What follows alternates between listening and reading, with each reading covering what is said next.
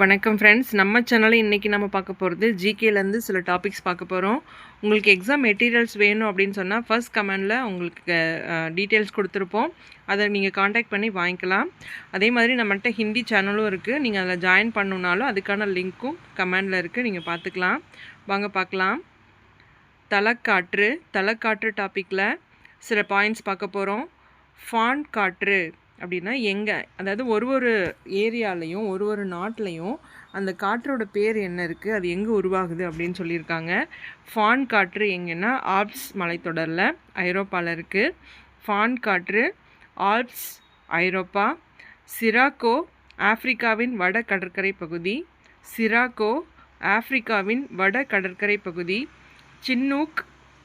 Chinook rakhi மலைத்தொடர் வட அமெரிக்காவிலேருந்து. Chinook அப்படின்ற காற்று ராக்கி மலைத்தொடர் வட அமெரிக்காவில் இருக்குது, அங்கேருந்து உருவாகுது. அடுத்து லூ அப்படின்ற காற்று தார் பாலைவனம் இந்தியா. மிஸ்ட்ரல் அப்படின்ற காற்று மத்திய தரைக்கடல் பகுதி, எங்கேனா ஃப்ரான்ஸ்லேருந்து. மத்திய தரைக்கடல் பகுதி ஃப்ரான்ஸ்லேருந்து உருவாகிற காற்று எது அப்படின்னு சொன்னால் மிஸ்ட்ரல் அப்படின்ற காற்று. அடுத்து போரா எங்கேருந்து, அதுவும் மத்திய தரைக்கடல் பகுதி தான், இத்தாலியிலிருந்து.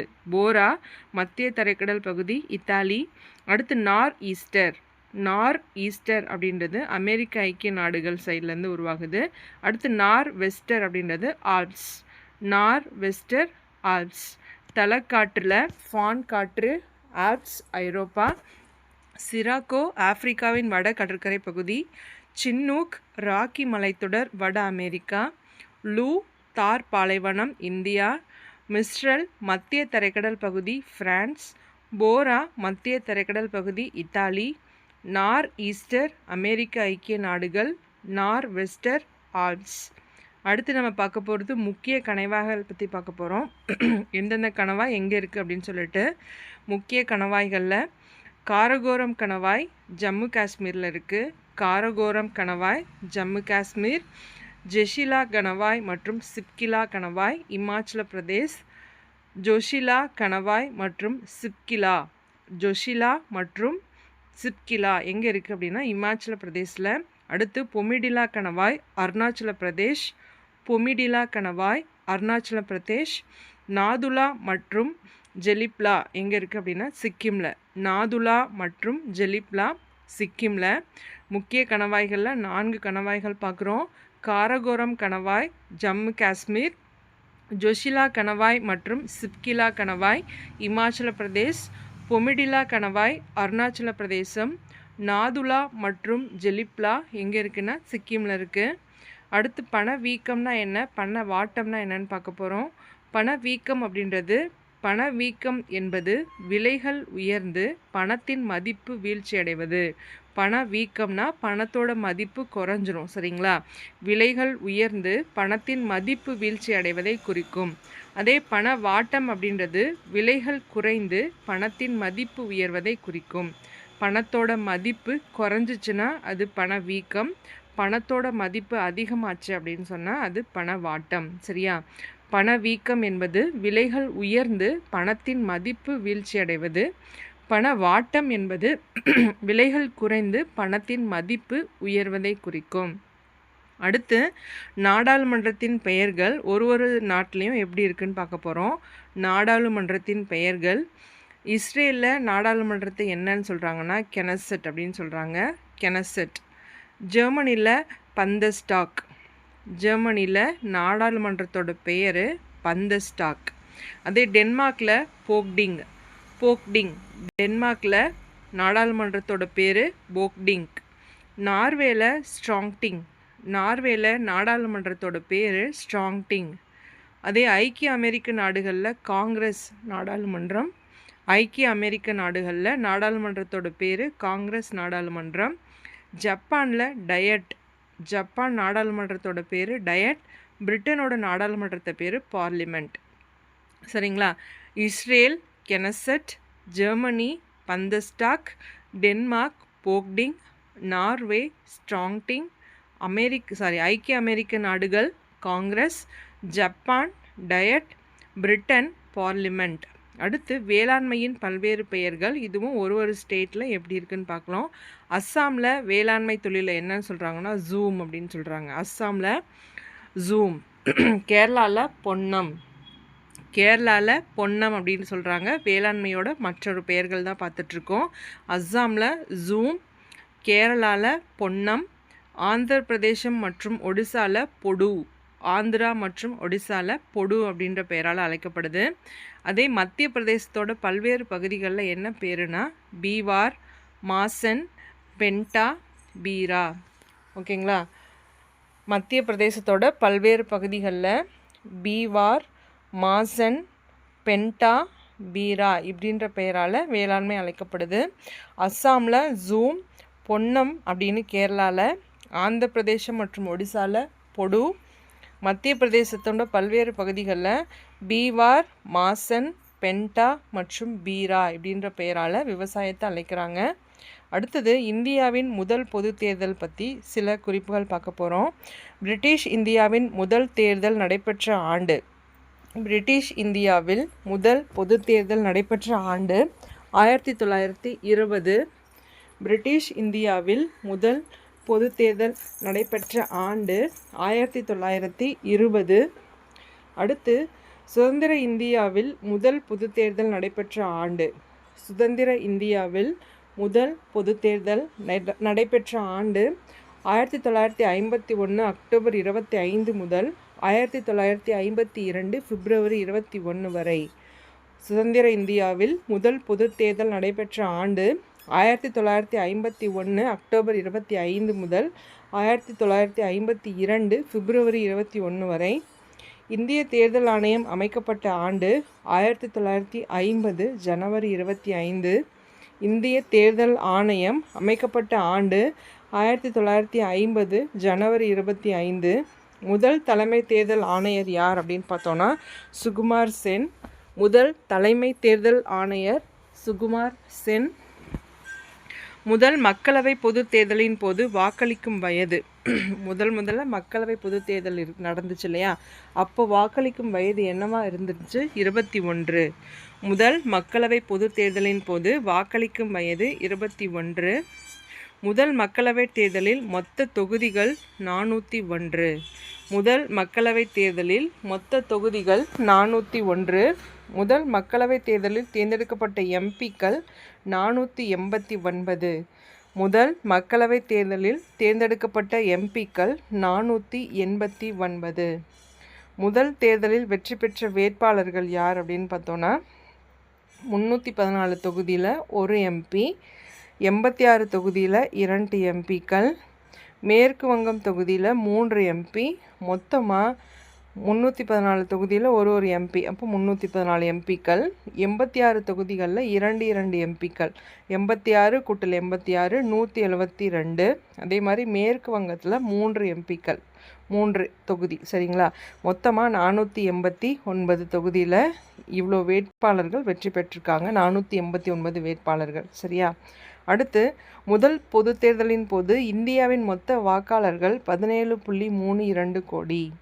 முதல் பொது தேர்தல் நடைபெற்ற போது இந்தியாவில் இருந்த வாக்காளர்களோட எண்ணிக்கை 17.32 கோடி.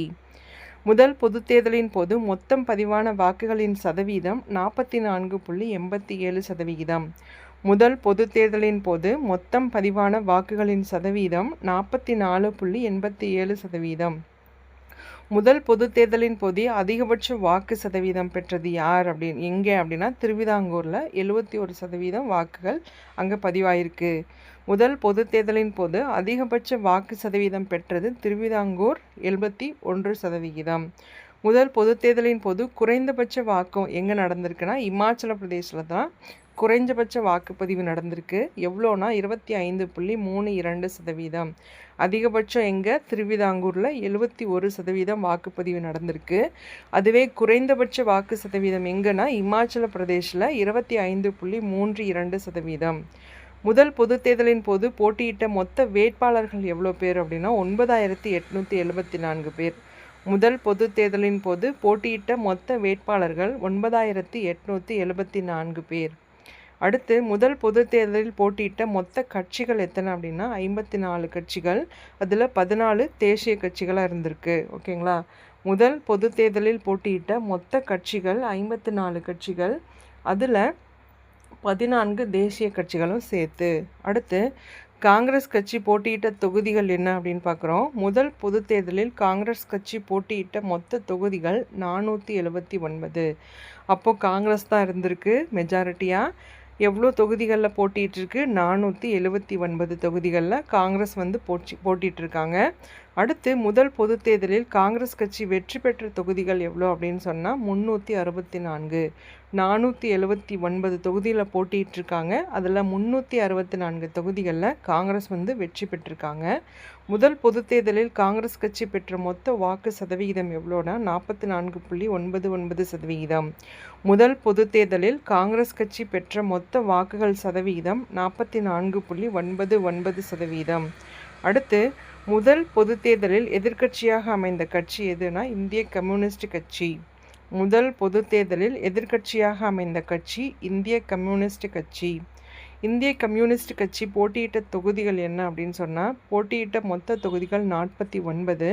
அதில் வெற்றி பெற்ற தொகுதிகள் 16 தொகுதிகளில் வெற்றி பெற்றிருக்காங்க. அவங்க பெற்ற வாக்கு சதவீதம் எவ்வளோனா 3.29%. முதல் பொது தேர்தலில் எதிர்க்கட்சியாக இருந்த ஒரு கட்சி எதுனா இந்திய கம்யூனிஸ்ட் கட்சி. அவங்க போட்டியிட்ட தொகுதிகள் எவ்வளோ 49. அவங்க வெற்றி பெற்ற தொகுதிகள் 16. அவங்க பெற்ற வாக்குகளோட சதவீதம் 3.29%. அடுத்து முக்கிய கட்சிகள் என்னென்ன இருந்துச்சு அப்படின்னு பார்க்குறோம். இந்திய கம்யூனிஸ்ட் கட்சி, அதில் யார் தலைமையாக இருந்திருக்காரு? ஸ்ரீபத் அம்ரீஷ் டாங்கோ அப்படின்றவர். இந்திய கம்யூனிஸ்ட் கட்சியை தலைமை வகித்தவர் ஸ்ரீபத் அம்ரீத் டாங்கே அப்படின்றவர். அடுத்து ஜனசங்கம்ன்ற கட்சிக்கு ஷியாமா பிரசாத் முகர்ஜி அவங்க தான் தலைமை வச்சுருக்காங்க. அடுத்து சோசலிச கட்சிக்கு ஜெயபிரகாஷ் நாராயணன் மற்றும் ராம் மனோகர் லோகியா இவங்க இருந்திருக்காங்க. அடுத்து கிஷான் மஸ்தூர் பிரஜா அப்படின்ற கட்சிக்கு ஆச்சரிய கிருபாலினி அப்படின்றவங்க தலைமை தாங்கியிருக்காங்க. ஓகேங்களா. அப்போது முதல் பொது தேர்தல் நடந்தபோது முக்கியமான கட்சிகள் என்னென்ன இருந்துச்சு? இந்திய கம்யூனிஸ்ட் கட்சி, அது தலைமை தாங்கினவர் ஸ்ரீபத் அம்ரீத் டாங்கே. ஜனசங்கம் ஷியாமா பிரசாத் முகர்ஜி. சோஷாலிச கட்சிக்கு ஜெயபிரகாஷ் நாராயணன் மற்றும் ராம் மனோகர் லோகியா. அடுத்து கிஷான் மஸ்தூர் பிரஜா அப்படின்ற கட்சிக்கு ஆச்சாரிய கிருபாலினி அவங்க தலைமை தாங்கியிருக்காங்க. அடுத்து முக்கிய அணைகள் மற்றும் திட்டங்கள். தாமோதர் பள்ளத்தாக்கு திட்டம் எந்த ஆற்றில் நம்ம கட்டியிருக்காங்கன்னா தாமோதர் ஆற்றுக்கு குறுக்கால. தாமோதர் பள்ளத்தாக்கு திட்டம் தாமோதர் ஆற்றின் குறுக்கேல. அடுத்து தாமோதர் பள்ளத்தாக்கு திட்டத்தால் பயனடைந்த மாநிலங்கள் எது அப்படின்னா மேற்கு வங்கம் மற்றும் ஜார்க்கண்ட். தாமோதர் பள்ளத்தாக்கு திட்டத்தின் மூலமாக பயனடைந்த மாநிலங்கள் மேற்கு வங்கம் மற்றும் ஜார்க்கண்ட். மேற்கு வங்கத்தின் துயரம் என அழைக்கப்படும் ஆறு தாமோதர் ஆறு. மேற்கு வங்கத்தின் துயரம் என அழைக்கப்படும் ஆறு தாமோதர் ஆறு. பக்ரானங்கல் திட்டம் எங்கேனா சட்லஜ் ஆற்றுக்கு நடுவில். பக்ரானங்கல் திட்டம் சட்லஜ் ஆற்றை ஃபோக்கஸ் பண்ணியிருக்கு.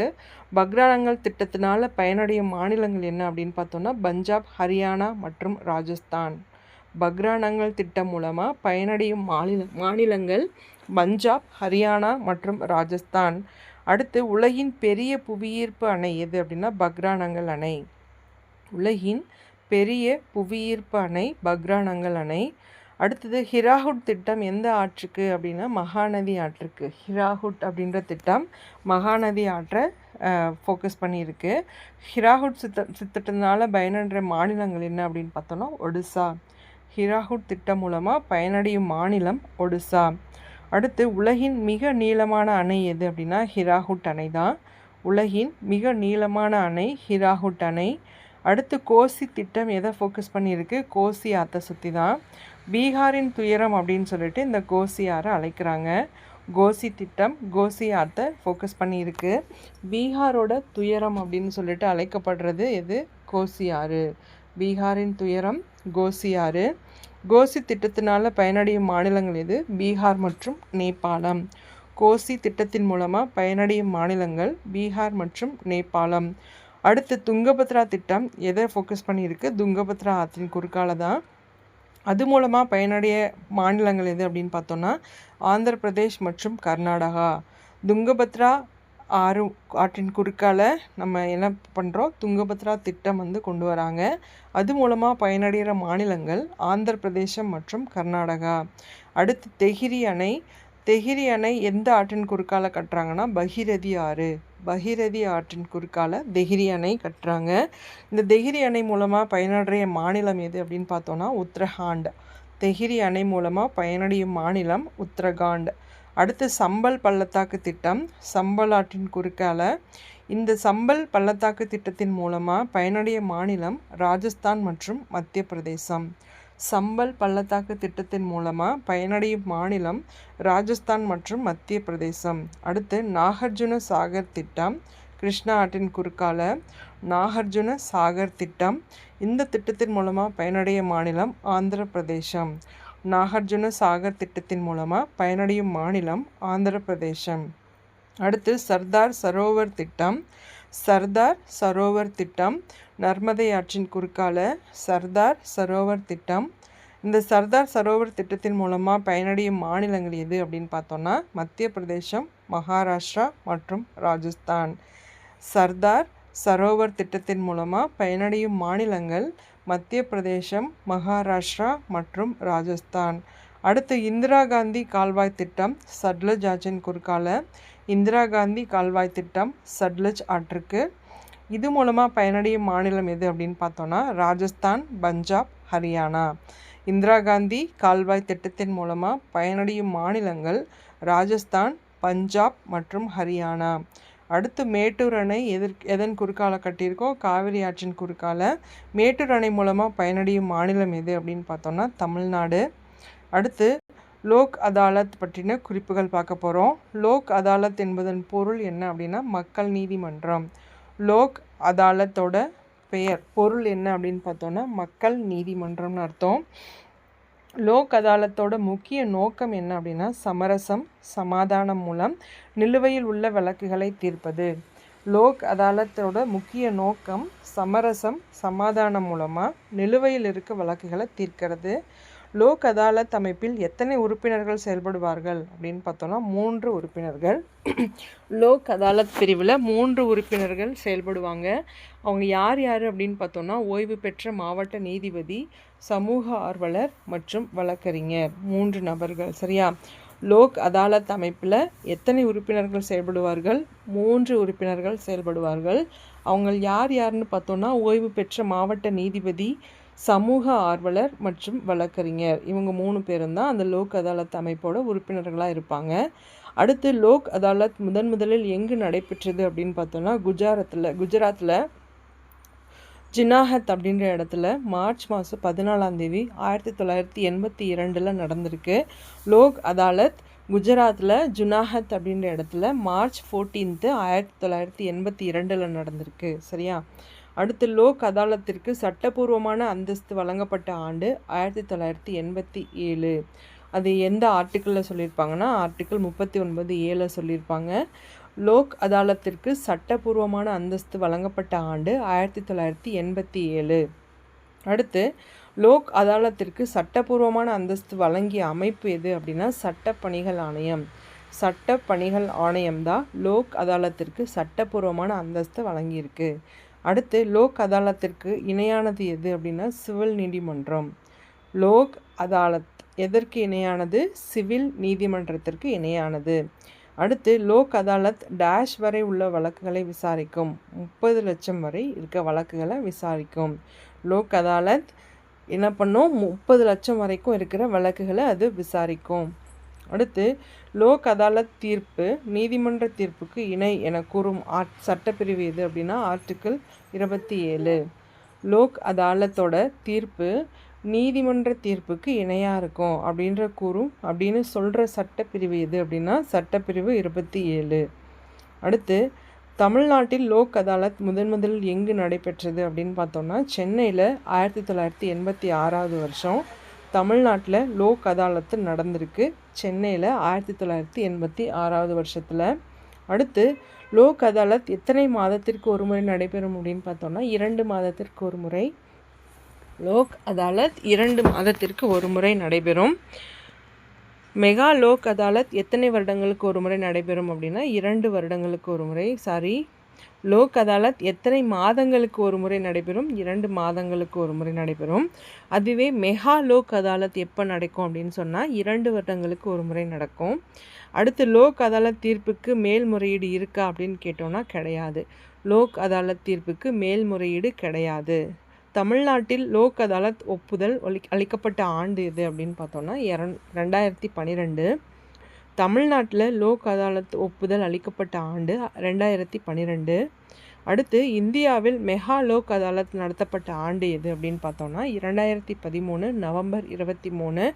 அப்போது எப்போ நடந்திருக்கு, எவ்வளோ வழக்குகளுக்கு தீர்வு கண்டிருக்காங்க அப்படின்னு சொன்னால் 35 லட்சம் வழக்குகளுக்கு ஒரே நாளில் தீர்வு கண்டிருக்காங்க இந்தியா முழுக்க. ஓகேங்களா. இந்தியாவில் மெகா லோக் அதாலத் எப்போ நடந்திருக்கு? நவம்பர் 23, 2013 வருஷம். அந்த ஒரு நாளில் 35 லட்சம் வழக்குகளுக்கு தீர்வு கண்டிருக்காங்க. அடுத்து லோக் அதாலத் சட்ட திருத்தம் செய்யப்பட்ட நிரந்தர லோக் அதாலத் ஏற்படுத்தப்பட்ட ஆண்டு 2002. லோக் அதாலத்தில் சில சட்ட திருத்தங்களை பண்ணி அதுக்கப்புறம் நிரந்தரமாக ஒரு லோக் அதாலத்தை ஏற்படுத்தியிருக்காங்க. அது எப்போ அப்படின்னா 2002ஆம் ஆண்டு. சரியா. அடுத்து நிரந்தர லோக் அதாலத் தமிழ்நாட்டில் எங்கு நடைபெற்று வந்தது அப்படின்னு பார்த்தோம்னா நடைமுறையில் உள்ளதுன்னா சென்னை உயர்நீதிமன்றத்தில். நிரந்தரமாக லோக் அதாலத் திட்டம் தமிழ்நாட்டில் எங்கே இருக்குது? சென்னை உயர்நீதிமன்றத்தில் இருக்குது, நடந்துட்டுருக்கு. அடுத்து இந்திய தேர்தல் ஆணையம் பற்றின குறிப்புகள் பார்க்க போகிறோம். இந்திய தேர்தல் ஆணையம் ஏற்படுத்தப்பட்ட ஆண்டு ஜனவரி 25, 1950. இந்திய தேர்தல் ஆணையம் ஏற்படுத்தப்பட்ட ஆண்டு ஜனவரி 25, 1950. இந்திய தேர்தல் ஆணையம் பற்றி குறிப்பிடும் பகுதி எது அப்படின்னா பகுதி 15. இந்திய தேர்தல் ஆணையம் பற்றி குறிப்பிடும் பகுதி 15. இந்திய தேர்தல் ஆணையம் பற்றி குறிப்பிடும் விதி எது அப்படின்னு பார்த்தோம்னா விதி 324 329 வரைக்கும். இந்திய தேர்தல் ஆணையம் பற்றி குறிப்பிடும் விதி 325 329 வரைக்கும். இந்திய தேர்தல் ஆணையம் ஒரு டேஷ் மற்றும் அமைப்பாகும். நிரந்தரமான மற்றும் சுதந்திரமான அமைப்பாகும். இந்திய தேர்தல் ஆணையம் ஒரு நிரந்தரமான மற்றும் சுதந்திரமான அமைப்பாகும். இந்திய தேர்தல் ஆணையம் டேஷ் மற்றும் டேஷ் கொண்டுள்ளது அப்படின்னா இந்திய தேர்தல் ஆணையம் ஒரு தலைமை தேர்தல் ஆணையரையும் 2 தேர்தல் ஆணையர்களையும் கொண்டுள்ளது. ஓகேங்களா. இந்திய தேர்தல் ஆணையம் ஒரு தலைமை தேர்தல் ஆணையரையும் 2 தேர்தல் ஆணையர்களையும் கொண்டுள்ளது. அடுத்து மாநில அளவில் தேர்தல்களை மேற்பார்வையிடுபவர் யார் அப்படின்னா இந்திய தேர்தல் அதிகாரி. இந்திய தேர்தல் அதிகாரி தான் மாநில அளவில் இருக்க தேர்தல் ப்ராசஸ் எல்லாமே அவர் தான் மேற்பார்வையிடுவார். மக்கள் பிரதிநிதித்துவ திட்டம் இயற்றப்பட்ட ஆண்டு 1950 மற்றும் 51. மக்கள் பிரதிநிதித்துவ சட்டம் இயற்றப்பட்ட ஆண்டு 1950 மற்றும் 1951.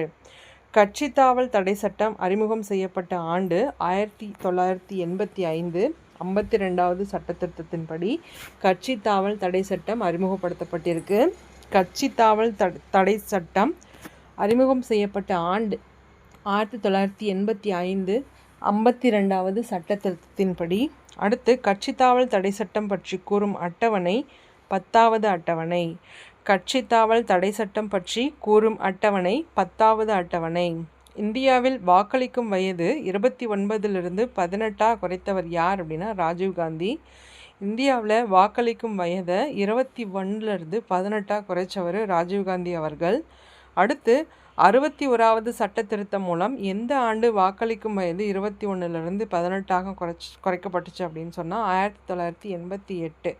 1988வது வருஷம் 61வது சட்ட திருத்தத்தின்படி வாக்களிக்கும் வயதை 21 18 குறைச்சவர் ராஜீவ்காந்தி அவர்கள். இந்திய தேர்தல் ஆணையம் டேஷ் முறையை ஒத்துள்ளது அப்படின்னா இங்கிலாந்தோட தேர்தல் முறையை ஒத்துள்ளது. இந்திய தேர்தல் முறைகள் இங்கிலாந்தோட தேர்தல் முறைகளுக்கு ஒத்துள்ளது. அடுத்து இந்திய தேர்தல் ஆணையம் பற்றி குறிப்பிடும் சரத்து எது அப்படின்னா 324. இந்திய தேர்தல் ஆணையம் பற்றி குறிப்பிடும் சரத்து 324. இந்தியாவில் தேர்தல் நடத்தை விதிகள் அறிமுகம் செய்யப்பட்ட ஆண்டு 1961. இந்தியாவில் தேர்தல் நடத்தை விதிகள் அறிமுகம் செய்யப்பட்ட ஆண்டு 1961. நோட்டாவை அறிமுகம் செய்த டேஷ் நாடு இந்தியா அப்படின்னா 14வது நாடு. நோட்டா அப்படின்ற ஒரு இதை அறிமுகம் செஞ்சதில் இந்தியா எத்தனாவது ரேங்க் அப்படின்னு பார்த்தோன்னா 14வது ரேங்க்கு. அதே நோட்டா அப்படின்னா என்ன விரிவாக்கம்? நன் ஆஃப் த அபோ, மேலே இருக்க யாருமே கிடையாது, யாருக்கும் எனக்கு ஓட்டு போட விருப்பம் இல்லை அப்படின்னு சொன்னால் நம்ம என்ன பண்ணுவோம்? நோட்டா அப்படின்றத நம்ம போடலாம். சரியா? இந்தியாவில் நோட்டா அறிமுகம் செய்யப்பட்ட ஆண்டு 2014. இந்தியாவில் நோட்டா அறிமுகம் செய்யப்பட்ட ஆண்டு 2014. 2017 நிலவரப்படி இந்தியாவில் கட்சிகள் எத்தனை கட்சிகள் உள்ளன அப்படின்னு பார்த்தோம்னா 7 தேசிய கட்சிகள். 2017 நிலவரப்படி இந்தியாவில் 7 தேசிய கட்சிகள் இருக்குது. அடுத்து உள்ளாட்சி தேர்தல்களை நடத்துபவர் யார்? மாநில தேர்தல் ஆணையம். உள்ளாட்சி தேர்தல்களை நடத்துபவர் மாநில தேர்தல் ஆணையம். இந்தியாவில் முதலில் பெண்களுக்கு வாக்குரிமை வழங்கிய மாநிலம் தமிழ்நாடு. இந்தியாவில் முதலில் பெண்களுக்கு வாக்குரிமை வழங்கிய மாநிலம் தமிழ்நாடு. உலகில் முதலில் பெண்களுக்கு வாக்குரிமை வழங்கிய நாடு நியூசிலாந்து. இந்தியாவில் தமிழ்நாடு தான் முதல்ல பெண்களுக்கு வாக்குரிமை வழங்கியிருக்கு. உலகிலேயே பார்த்தோம் அப்படின்னு சொன்னால் முதல்ல இந்தியாவுக்கு பெண்களுக்கு வாக்குரிமை வழங்கிய நாடு எதுனா நியூசிலாந்து. அடுத்து தமிழகத்தில் பெண்களுக்கு எந்த கட்சி வாக்குரிமை வழங்கியது? நீதி கட்சி. தமிழகத்தில் பெண்களுக்கு எந்த கட்சி வாக்குரிமை வழங்கியது அப்படின்னு பார்த்தோம்னா நீதி கட்சி. தேர்தல் எத்தனை வகைப்படும்? 2 வகைப்படும். தேர்தல் 2 வகைப்படும். அடுத்த கேள்வி, கட்சித்தாவல் தடை சட்டம் முதலில் அறிமுகம் செய்த மாநிலம் மேற்கு வங்காளம். கட்சித்தாவல் தடை சட்டம் முதலில் அறிமுகம் செய்த மாநிலம் மேற்கு வங்காளம். முதல் தலைமை தேர்தல் ஆணையர் யார் அப்படின்னு பார்த்தோம்னா சுகுமார் சென். முதல் தலைமை தேர்தல் ஆணையர் சுகுமார் சென். இந்திய தேர்தல் ஆணையத்தின் தற்போதைய தலைமை தேர்தல் ஆணையர் யார் அப்படின்னா ஞானேஷ்குமார். இந்திய தேர்தல் ஆணையத்தின் தற்போதைய தலைமை தேர்தல் ஆணையர் ஞானேஷ்குமார். இவர் இப்போ எத்தனாவது ஆணையராக வந்திருக்காருன்னா 25வது தேர்தல் ஆணையராக இவர் நியமிக்கப்பட்டிருக்காரு. ஞானேஷ்குமார் அப்படின்றவர் இப்போ இவர் தான் இந்திய தேர்தல் ஆணையத்தோட தற்போதைய தலைவராக இருக்கார். அடுத்து தேசிய வாக்காளர் தினம் கொண்டாடப்படும் நாள் ஜனவரி 25. தேசிய வாக்காளர் தினம் கொண்டாடப்படும் நாள் ஜனவரி 25. இந்திய தேர்தல் ஆணையத்தின் தலைமையிடம் எங்கு அமைந்துள்ளது அப்படின்னு பார்த்தோம்னா புதுடில்லியில். இந்திய தேர்தல் ஆணையத்தின் தலைமையிடம் புதுடெல்லியில் அமைஞ்சிருக்கு. இந்திய தேர்தல் ஆணைய தலைமை இடத்தின் மற்றொரு பெயர் நிர்வச்சன் சதன். இந்திய தேர்தல் ஆணைய தலைமை இடத்திற்கோட மற்றொரு பெயர் என்ன அப்படின்னு சொன்னால் நிர்வச்சன் சதன். அடுத்து இந்திய தேர்தல் ஆணைய குழு தலைவரின் பதவிக்காலம் எத்தனை ஆண்டுகள் அப்படின்னு பார்த்தோன்னா 6 ஆண்டுகள்லேருந்து, அதாவது அவரோட 65 வயது வரைக்கும் அவங்க இருக்கலாம். இல்லைன்னா அவங்களோட பீரியட் எவ்வளோன்னா 6 ஆண்டுகளுக்கு அவங்க தலைமை வகிக்கலாம். இந்திய தேர்தல் ஆணைய குழு தலைவரின் பதவிக்காலம் 6 ஆண்டுகள். அப்படி இல்லைன்னா அவரோட 65 வயது வரைக்கும். அடுத்து இந்திய தேர்தல் ஆணைய குழு தலைவரை நியமனம் செய்பவர் குடியரசுத் தலைவர். இந்திய தேர்தல் ஆணைய குழு தலைவரை நியமனம் செய்பவர் யார் அப்படின்னு பார்த்தோன்னா குடியரசுத் தலைவர். அடுத்து விதி 324 எதை கூறுகிறது அப்படின்னு பார்த்தோன்னா இந்திய தேர்தல் ஆணையம் முழு சுதந்திரத்துடன் செயல்படுவதற்கான அதிகாரத்தை கூறுவது எது அப்படின்னா விதி 324. விதி 324 என்ன சொல்லுது? இந்திய தேர்தல் ஆணையம் முழு சுதந்திரத்துடன் செயல்படுவதற்கான அதிகாரம் இருக்குது அப்படின்றத விதி 324 சொல்லுது. அடுத்து விதி 325 எதை பற்றி கூறுகிறது அப்படின்னு பார்த்தோன்னா சமயம், இனம், சாதி மற்றும் பாலின வேறுபாடு ஆகியவற்றின் அடிப்படையில் எவரையும் வாக்காளர் பட்டியலில் இருந்து தகுதி நீக்கம் செய்யக்கூடாது. விதி 325 என்ன சொல்லுது? சமயம், இனம், சாதி மற்றும் பாலின வேறுபாடு இதெல்லாம் அடிப்படையாக வச்சு நம்ம யாரையும் வாக்காளர் பட்டியலிருந்து நீக்க முடியாது, தகுதி நீக்கம் செய்யக்கூடாது அப்படின்றத விதி 325 சொல்லுது. சரியா? சமயம், இனம், சாதி, பாலின வேறுபாடு இந்த பேசிக்ஸில் யாரையுமே நம்ம ஓட்டர்ஸ் லிஸ்ட்லேருந்து எலிமினேட் பண்ண முடியாது. அடுத்து விதி 326 எதை கூறுகிறது அப்படின்னு சொன்னால் வயது வந்தோர் வாக்குரிமை அடிப்படையில் தேர்தல்கள் நடத்தப்பட வேண்டும். விதி 326 என்ன சொல்லுது? வயது வந்தோர் வாக்குரிமை அடிப்படையில் தேர்தல்கள் நடத்தப்பட வேண்டும் அப்படின்றத விதி 326 சொல்லுது. அடுத்து விதி 327 எதை பற்றி கூறுகிறது அப்படின்னு பார்த்தோன்னா, சட்டமன்ற தேர்தல்களுக்கு வழிவகுக்கும் நாடாளுமன்ற அதிகாரம். விதி 327 சட்டமன்ற தேர்தல்களுக்கு வழிவகுக்கும் நாடாளுமன்றத்தோட அதிகாரத்தை பற்றி விதி 327 சொல்லுது. அடுத்து விதி 328 என்ன சொல்லுது அப்படின்னு பார்த்தோம்னா, சட்டமன்ற தேர்தலுக்கு வழிவகுக்கும் சட்டமன்ற அதிகாரம். 327 நாடாளுமன்றத்தோட அதிகாரம். அதே 328 சட்டமன்றத்தோட அதிகாரம். சட்டமன்ற தேர்தலுக்கு வழிவகுக்கும் சட்டமன்றத்தோட அதிகாரத்தை பற்றி விதி 328 சொல்லுது. அடுத்து விதி 329 என்ன சொல்லுது அப்படின்னு பார்த்தோம்னா, தேர்தல் விவகாரங்களில் நீதிமன்றங்கள் தலையிட தடை. தேர்தல் விவகாரங்களில் நீதிமன்றங்கள் தலையிடக்கூடாது. சரியா? அதுதான் விதி 329 சொல்லுது. அடுத்து 73 மற்றும் 74வது திருத்தம் 1992 படி தமிழ்நாடு மாநில தேர்தல் ஆணையம் உருவாக்கப்பட்ட ஆண்டு ஜூலை 15, 1994. 73 மற்றும் 74வது சட்ட திருத்தத்தின்படி 1992ஆம் ஆண்டு தமிழ்நாடு மாநில தேர்தல் ஆணையம் உருவாக்கப்பட்ட ஆண்டு ஜூலை 15, 1994. தமிழ்நாடு மாநில தேர்தல் ஆணையம் எந்த சட்டப்பிரிவின் கீழ் செயல்படுகிறது அப்படின்னு பார்த்தோன்னா, தமிழ்நாடு மாநில தேர்தல் ஆணையம் சட்டப்பிரிவு 243K மற்றும் சட்டப்பிரிவு 243ZA இந்த 2 சட்டப்பிரிவின் கீழே தான் தமிழ்நாட்டோட மாநில தேர்தல் ஆணையம் செயல்படுது. சட்டப்பிரிவு 243K மற்றும் சட்டப்பிரிவு 243ZA.